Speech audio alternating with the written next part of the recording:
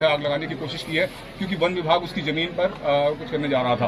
क्या कहना चाहेंगे सर, किसानों की क्या स्थिति है प्रदेश के अंदर और इस मामले के लोग जीरो टॉलरेंस कहते हैं करप्शन के।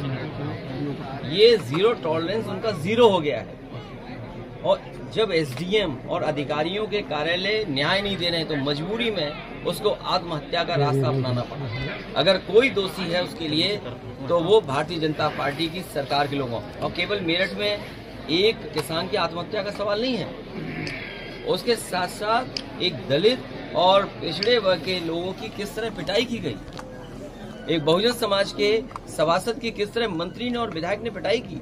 बताओ क्या कार्रवाई की इस सरकार ने, जो हमेशा बुलडोजर की चालू करके रखते हैं। क्या उस मंत्री के घर पे बुलडोजर जाएगा जिसने बहुजन समाज के सभासद का अपमान किया है? क्या ये वही बुलडोजर एसडीएम के घर की ऑफिस को तोड़ेगा कि जिस एसडीएम या जिस अधिकारी की वजह से उस किसान की जान चली गई? अच्छा, महादेव जीरो टॉलरेंस इसलिए नारा दे रहे हैं जिससे हमारा गरीब समझ ही नहीं पाए। गरीब समझना जाने कौन सा फैसला लिए ले रहे हैं जीरो टॉलरेंस।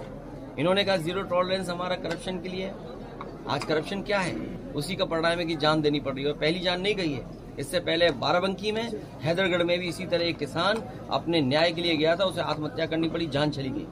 कभी मुख्यमंत्री आवास में इतने लोगों ने आत्महत्या नहीं की होगी। कई बेटियां न्याय के लिए आईं और मुख्यमंत्री आवास के सामने आत्मदाह किया, उनकी जान नहीं बची, चली गई। और मैं अपने पत्रकार साथी से कहूंगा वो तमाम आंकड़े आप निकाल करके जनता को बताएं कम से कम कि कितनी ऐसी घटना इस सरकार में हुई।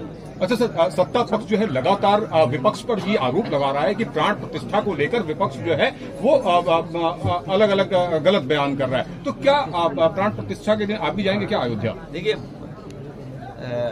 मैंने आप आधी अधूरी बात मत करिए। पूरी बात यह है कि बीजेपी के लोग ये कह रहे हैं कि जिसके पास निमंत्रण होगा वही आएगा।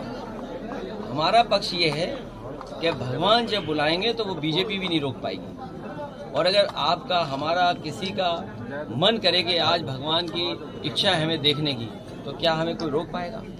सर एक आखिरी क्वेश्चन सर। ये सवाल ये है कि भारतीय जनता पार्टी कैसे तय कर सकती है किसको बुलाना है किसको नहीं बुलाना। अखिलेश जी, एजुकेशन पे बात नहीं हो रही है। इसका मतलब भगवान श्री राम जी की तरफ से नहीं है बुलावा, जी, ये भारतीय जनता पार्टी की तरफ से बुलावा। अखिलेश जी, एजुकेशन पे बात नहीं हो रही। आप एक युवा नेता है और एजुकेटेड भी है खासकर देखा जाए, लेकिन जो एजुकेशन की बात होनी चाहिए इस यूपी में, एजुकेशन की बात बिल्कुल नहीं हो रही है। जहां तक रिलीजन की बात करें और संबंधित बातें उसकी हो रही है, ऐसा क्यों? वो बात इसलिए नहीं हो रही है क्योंकि जब मुख्यमंत्री जी खुद ही कहते हैं 46 में 56, उन्हें गिनती की जानकारी कम है।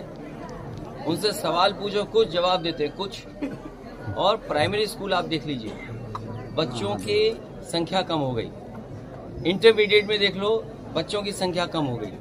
ITI पॉलिटेक्निक में एडमिशन लेने वालों की संख्या कम हो गई। आखिरकार आप देश को कहाँ ले जा रहे हैं? अमेजोन जैसी कंपनियां, या अमेजोन न बोलूं मैं, या जो नए तरह का व्यापार बिजनेस हो रहा है उसमें नौकरियां रोजगार हैं। तो सरकारों को जो परिवर्तन और बदलाव लाना चाहिए वो नहीं ला रहे। वो अपने जो आइडियोलॉजी है उसके हिसाब से शिक्षा को देना चाहते हैं। अगर वो आइडियोलॉजी के हिसाब से शिक्षा दोगे तो हमारे समाज और देश का भला नहीं होगा। नौकरी रोजगार कैसे मिले उसकी अगर व्यवस्था करोगे, शिक्षा उस तरह की, तो शायद नौकरी रोजगार मिलेंगे।